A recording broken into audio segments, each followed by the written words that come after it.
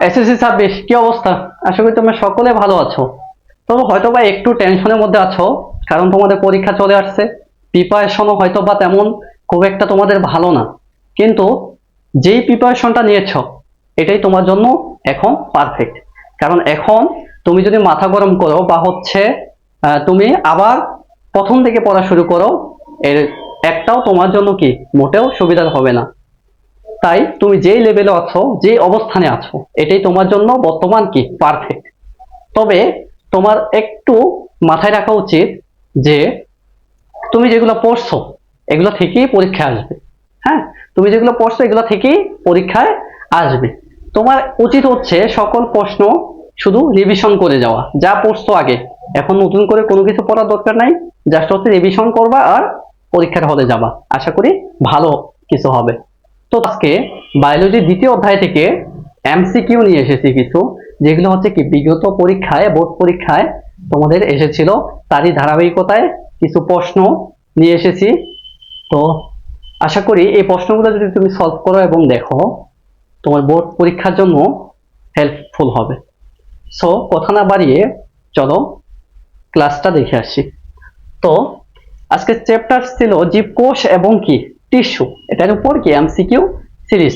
তো দেখো, আমরা হচ্ছে MCQ শুরু করার আগে কিছু বেসিক নিয়ে আলোচনা করা উচিত, তাহলে কি তোমার MCQটা কি স্ট্রং হবে। বেসিকটা কি, বেসিকটা হচ্ছে স্ট্রং করার একটা জায়গা MCQ এ। তো দেখি আমরা একটু বেসিক নিয়ে আলোচনা করি। আচ্ছা, কোষ বিভাজন, কোষের মৌলিক ধারণা। হ্যাঁ, কোষটা কি আসলে দেখো দেখি, কোষ কাকে বলে। আচ্ছা, তোমাকে যদি বলা হয় কোষ কাকে বলে, হ্যাঁ, তাহলে তুমি কি বলবা? হ্যাঁ, কোষ হচ্ছে জীবদের গঠন এবং কাজের একক। এই যে প্রাচীরটা তৈরি করা হয়েছে বা হচ্ছে ভবনগুলা তৈরি করা হচ্ছে, এদের কি ভবন তৈরির জন্য কি লাগতেছে? ইট লাগতেছে। এক একটা, একটার উপর একটা, আরেকটার উপর আরেকটা কি ইট দিয়ে কি ইমারত বা হচ্ছে ভবন তৈরি করা হচ্ছে। একই ভাবে, এরকম ভাবে হাজার হাজার কোটি কোটি লক্ষ লক্ষ কোষ দিয়ে তোমার শরীর এভাবে কি তৈরি করা হচ্ছে। তো দেখো, কোষ হলো জীবদেহের গঠন ও কাজের একক। কোষ আবিষ্কার করেন কি? রবার্ট হুক, মনে রাখবা। 1665 সালে রবার্ট হুক কোষ আবিষ্কার করেন। এরপর জীবিত কোষ প্রথম দেখেন কে? অ্যান্টনি ভন লিউয়েনহুক জীবিত কোষ প্রথম দেখেন। এরপর কোষের প্রকারভেদ। ভাইয়া, কোষকে কয় ভাগে ভাগ করা হয়? দুই ভাগে। একটা হচ্ছে ইউক্যারিওটিক কোষ, আরেকটা হচ্ছে কি প্রোক্যারিওটিক কোষ। তাহলে নিউক্লিয়াস থাকে না যেটাতে, প্রোক্যারিওটিক কোষ যেটা হচ্ছে আদি কোষ, এটাতে নিউক্লিয়াস থাকে না। যেমন কি ব্যাকটেরিয়া, এদের কি নিউক্লিয়াস থাকে না। এরপর ইউক্যারিওটিক, এদের সুগঠিত নিউক্লিয়াস আছে, যেমন কি উদ্ভিদ ও প্রাণী। তাহলে কি মনে রাখবা, এগুলা থেকে কিন্তু MCQ আসার সম্ভাবনা আছে। আচ্ছা, এরপরেরটা দেখি আমরা।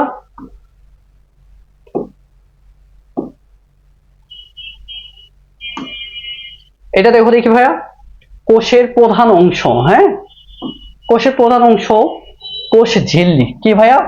কোষ ঝিল্লি গঠিত। কোষ ঝিল্লিটার গঠন কি কি দেখো, লিপিড আর প্রোটিন দ্বারা গঠিত। কাজ পদার্থের আদান প্রদান নিয়ন্ত্রণ করা। এরপর সাইটোপ্লাজম, কোষের একটা অংশ। কোষের ভেতরে জেলির মতো অংশ থাকে, যেটা কাজ হচ্ছে সব ধরনের বিপাকীয় কাজ সম্পন্ন করা। এরপর কোষের মধ্যে কি থাকে? নিউক্লিয়াস। নিউক্লিয়াস কি কোষকে কি নিয়ন্ত্রণ করে। ভিতরে থাকে কি ডিএনএ এবং ক্রোমোজোম। কোষের ভিতরে থাকে ডিএনএ এবং ক্রোমোজোম। এইসব একটু মনে রাখবা। আচ্ছা, এরপর দেখি আমরা কোষ অঙ্গাণু ও কাজ। আচ্ছা, কোষ অঙ্গাণু। কোষ অঙ্গাণু কি আছে? মাইটোকন্ড্রিয়া আছে। মাইটোকন্ড্রিয়ার কাজ কি ভাইয়া? শক্তি উৎপাদন করা। শক্তি উৎপাদন করা। এরপর আছে কি রাইবোজোম। রাইবোজোমের কাজ কি? প্রোটিন সংশ্লেষণ করা। এরপর গলগি বডি, এর কাজ কি? প্রোটিন প্যাকেজিং করা। হ্যাঁ, প্রোটিন প্যাকেজিং করা। এরপর লাইসোজোম, এটা কি বর্জ্য ভাঙে। এরপর ক্লোরোপ্লাস্ট। ক্লোরোপ্লাস্ট শুধুমাত্র থাকে উদ্ভিদ কোষে, নট প্রাণী কোষ। এরপর ভ্যাকুয়াম, এটা হচ্ছে কি পানি এবং খাদ্য সংরক্ষণের কাজ করে থাকে। তাহলে এই যে দেখো, কোষীয় অঙ্গাণু। অঙ্গাণু কয়টা? এই ছয়, ছয়টা। এই ছয়টা হচ্ছে কোষীয় অঙ্গাণু, এবং কাজগুলো তোমাদের কি দেখাই দিলাম। আচ্ছা, এরপর এরপর দেখো উদ্ভিদ কোষ ভ্যাস প্রাণী কোষ। কি কি আছে উদ্ভিদ কোষে আর প্রাণী কোষে কি কি নেই, এটা দেখো। উদ্ভিদ কোষে কি আছে? কোষ প্রাচীর উদ্ভিদ কোষে আছে। হ্যাঁ, প্রাণী কোষে কি নেই। হ্যাঁ, এরপর ক্লোরোপ্লাস্ট উদ্ভিদ কোষে আছে, প্রাণী কোষে নেই। এরপর ভ্যাকুয়াল, এটা উদ্ভিদ কোষে আছে, এটা বড়, প্রাণী কোষে নেই। যদি থাকে সেটা আকারে হবে খুবই ছোট। আচ্ছা, এরপর দেখি আমরা গুরুত্বপূর্ণ কিছু টার্ম দেখো। পাওয়ার হাউস বলা হয় কাকে? মাইটোকন্ড্রিয়াকে। এরপর সুইসাইড বার্ড, একে বলা হয় লাইসোজোমকে। কন্ট্রোল সেন্টার, কোষের কন্ট্রোল সেন্টার বলা হয় কাকে? নিউক্লিয়াস। এরপর প্রোটিন ফ্যাক্টরি বলা হয় রাইবোজোমকে। ফটোসাইন্থেসিস সাইট ক্লোরোপ্লাস্ট। ডিএনএ, এরপর 7 নম্বর ডিএনএ ও ক্রোমোজোম। ডিএনএ থাকে কোথায়? নিউক্লিয়াসে। ডিএনএ তৈরি করে ক্রোমোজোম, কিন্তু থাকে কোথায়? নিউক্লিয়াসে। এরপর কাজ কি? বংশগত বৈশিষ্ট্য বহন করা। আচ্ছা, এরপর দেখো মাইটোকন্ড্রিয়া শক্তি, এগুলা হচ্ছে একটু মুখস্থ করে ফেলবো। হ্যাঁ, মাইটোকন্ড্রিয়া শক্তি উৎপাদন করে, রাইবোজোম প্রোটিন, লাইসোজোম ধ্বংস, নিউক্লিয়াস কি নিয়ন্ত্রণ করে, ক্লোরোপ্লাস্ট খাদ্য তৈরি। জাস্ট হচ্ছে কি একটু শর্ট আকারে দিলাম। এরপর দেখো বেশি আসা এমসিকিউ টপিক, কোষ অঙ্গাণুর কাজ, এগুলা থেকে আসে। উদ্ভিদ ব্যাস প্রাণী কোষের পার্থক্য থেকে একটু পড়বা। এরপর প্রোক্যারিওটিক ভ্যাস ইউক্যারিওটিক, এরপর ডিএনএ, নিউক্লিয়াস এবং কোষ ঝিল্লির গঠন। শেষ কথা, এই লেকচার শীটটা 2 থেকে 3 বার পড়বা। আমি হচ্ছে পিডিএফ দিয়ে দিব। বোর্ড এমসিকিউ এ 80 থেকে 90% এখান থেকেই আসবে। ওকে, আচ্ছা, এরপর আমরা এক নজরে একটু দেখে রাখো তো। এক নজর,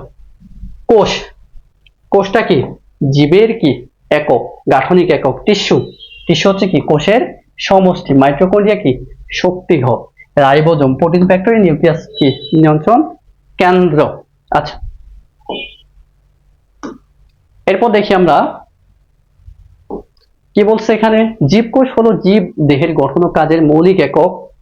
আচ্ছা, হুক, বিজ্ঞানী রবার্ট হুক প্রথম কি কোষ আবিষ্কার করেন? কে কোষ আবিষ্কার করেন? বিজ্ঞানী রবার্ট হুক কোষ আবিষ্কার করেন। সব জীব কোষ দিয়ে গঠিত হয়। সব জীব কোষ দিয়ে গঠিত। সব জীব কি দ্বারা? কোষ দ্বারা গঠিত, এবং কোষের ভিতরে বিভিন্ন অঙ্গাণু নির্দিষ্ট কাজ সম্পাদন করে। কোষ প্রধানত 2 প্রকার। কয় প্রকার ভাইয়া? 2 প্রকার, প্রোক্যারিওটিক, ইউক্যারিওটিক। ওকে, প্রোক্যারিওটিক কোষে সুগঠিত নিউক্লিয়াস থাকে না, যেমন ব্যাকটেরিয়া। ইউক্যারিওটিক কোষে সুগঠিত নিউক্লিয়াস থাকে, যেমন কি উদ্ভিদ ও প্রাণী কোষ। এরপর কোষের গুরুত্বপূর্ণ অঙ্গাণুর মধ্যে রয়েছে nucleus, mitochondria, ribosome, Golgi body এবং কি লাইসোজোম এবং ক্লোরোপ্লাস্ট। মাইটোকন্ড্রিয়াকে কোষের শক্তিঘর বলা হয়। এটিপি উৎপাদন করে, শক্তি সরবরাহ করে, রাইবোজোম প্রোটিন সংশ্লেষণ করে এবং নিউক্লিয়াস কোষের সকল কার্যক্রম নিয়ন্ত্রণ করে। উদ্ভিদ কোষে কোষ প্রাচীর ও ক্লোরোপ্লাস্ট থাকে, যা কি প্রাণী কোষে অনুপস্থিত। কোষ প্রাচীর কোষকে দৃঢ়তা প্রদান করে, ক্লোরোপ্লাস্ট সালের সংশ্লেষণের মাধ্যমে খাদ্য তৈরি করে। একই ধরনের কোষ একত্রিত হয়ে টিস্যু গঠন করে। টিস্যু 2 প্রকার, উদ্ভিদ টিস্যু এবং প্রাণী টিস্যু। এদের আবার ভাগ আছে, যেটা পড়াই দিচ্ছি। উদ্ভিদ টিস্যুর মধ্যে মেরিস্টেমেটিক টিস্যু বৃদ্ধি ঘটায় এবং স্থায়ী টিস্যু বিভিন্ন কাজ সম্পাদন করে। ওকে, আমরা এটা কি বেসিক আলোচনা করলাম। এখন হচ্ছে আমরা কি করব? এমসিকিউ সলভ করব। ওকে, আচ্ছা, একদম পানির মতো ইজি। হ্যাঁ, জাস্ট হচ্ছে তুড়ি মেরে এমসিকিউ সলভ করে ফেলবা তোমরা বলো জাস্ট ওয়াও। কোষের শক্তিঘর বলা হয় কাকে? Just wow. হ্যাঁ, কোষের শক্তিঘর বলা হয় কাকে? মাইটোকন্ড্রিয়া। মাইটোকন্ড্রিয়া কোষের শক্তিঘর। আচ্ছা, এরপর 2 নম্বরে কি বলছে? কোষ প্রাচীর কোন ধরনের কোষে থাকে? কোন ধরনের কোষ প্রাচীর? প্রাণী কোষ থাকে না, উদ্ভিদ কোষে থাকে। হ্যাঁ, উদ্ভিদ কোষে কি থাকে? কোষ প্রাচীর। আচ্ছা ভাইয়া, এরপর আমরা দেখি 3 নম্বর কোশ্চেন। 3 নম্বর প্রশ্ন কি বলছে? ডিএনএ কোথায় অবস্থিত? ডিএনএ কোথায় থাকে ভাইয়া? রাইবোজোমে কি থাকে? ডিএনএ থাকে? রাইবোজোমে ডিএনএ থাকে না। নিউক্লিয়াসে? হ্যাঁ, নিউক্লিয়াসে থাকে। নিউক্লিয়াসে কি ডিএনএ থাকে। আচ্ছা, জানি তোমরা সবাই পারবে, তারপর আমি একটু বলে দিচ্ছি। হ্যাঁ, এরপর দেখো 4 নম্বরে প্রোটিন সংশ্লেষণ কোথায় ঘটে? প্রোটিনটা কোথায় ঘটে ভাইয়া? গোলগি বডি নাকি রাইবোজোম, লাইসোজোম নাকি নিউক্লিয়াস? এটা একটু বলো ভাইয়া। এটা একটু কমেন্টে জানিয়ে দাও। হ্যাঁ, এটা একটু কমেন্টে জানিয়ে দাও। আচ্ছা, এরপর একটা দেখি আমরা 5 নাম্বার কি বলছে। কোষ ঝিল্লি কি কি দ্বারা গঠিত বা কিসের দ্বারা গঠিত কোষ ঝিল্লি?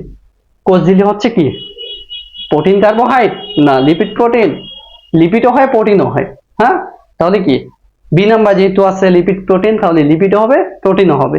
ওকে, আচ্ছা, এরপর একটা দেখি আমরা 6 নাম্বার। 6 নাম্বারে কি বলছে? উদ্ভিদ কোষে ক্লোরোপ্লাস্টের কাজ কি? উদ্ভিদ কোষে ক্লোরোপ্লাস্টের কাজ কি? ক্লোরোপ্লাস্ট শ্বাসক্রিয়া না সালেক সংশ্লেষণ? সালেক সংশ্লেষণ প্রক্রিয়া সম্পন্ন করে। ওকে, আচ্ছা, এরপরে দেখি আমরা, দেখি লাইসোজোমের কি? লাইসোজোমকে বলা হয়, আচ্ছা লাইসোজোমকে কি বলা হয়? শক্তিকর, আত্মহত্যার থলি, নিয়ন্ত্রণ কেন, পরিবহন কেন? আত্মহত্যার থলি। হ্যাঁ, আত্মহত্যার থলি বলা হয় কাকে? লাইসোজোমকে বা ধ্বংসকারী।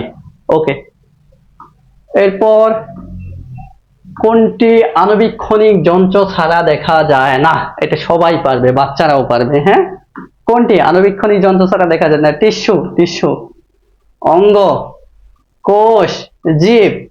জীবকে কি আণুবীক্ষণ? আমি যে দাঁড়ায় আছি, আমাকে কি দেখা পাচ্ছ নাকি দেখা পাচ্ছ না বলো তো? যদি দেখতে পাও তাহলে কি হবে না? হ্যাঁ, তাহলে কি জীব হবে না। অঙ্গ কি? এই যে হাত পা, এগুলা কি দেখা যায় কি না? যায়। অণুবীক্ষণ যন্ত্র লাগে দেখতে? না। টিস্যুটাও কিন্তু দেখা যায়। তাহলে কি কোষটাকে দেখতে অণুবীক্ষণ যন্ত্রের প্রয়োজন হয়। আচ্ছা, এরপর দেখি আমরা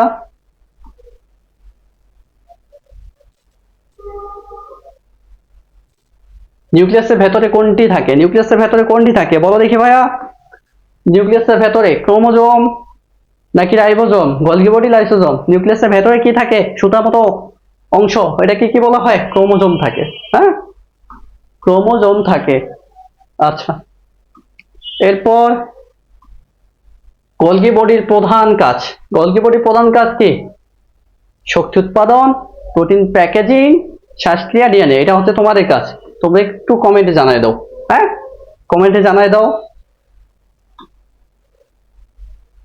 এরপর হ্যাঁ, কোষের নিয়ন্ত্রণ কেন্দ্র কোনটা? কোষকে নিয়ন্ত্রণ করে আমি হচ্ছে দিয়েছিলাম লিখে। কোষকে নিয়ন্ত্রণ করে কে? নিউক্লিয়াস নিয়ন্ত্রণ করে। কোষকে নিয়ন্ত্রণ করে নিউক্লিয়াস। এরপর দেখি এটা আমরা, উদ্ভিদ কোষে বড় ভ্যাকুয়াম থাকার কারণ কি? পানি সংরক্ষণ, শক্তি উৎপাদন, প্রোটিন তৈরি, ডিএনএ সংরক্ষণ। কি ভাইয়া বলো দেখি, এটা হচ্ছে কি? পানি সংরক্ষণ, শক্তি উৎপাদন, প্রোটিন নাকি ডিএনএ? এটা হচ্ছে পানি সংরক্ষণের জন্য। হ্যাঁ, এইটা। ওকে, এরপর একটা বলো দেখি, কোনটি প্রোক্যারিওটিক কোষের উদাহরণ? প্রোক্যারিওটিক, অ্যামিবা, ব্যাকটেরিয়া, শৈবাল নাকি হচ্ছে কি কোনটা? প্রোক্যারিওটিক কোষ, এটা হচ্ছে ব্যাকটেরিয়া ভাইয়া। হ্যাঁ, ব্যাকটেরিয়া। আচ্ছা, এরপরেরটা দেখি, সাইটোপ্লাজমের কাজ কি?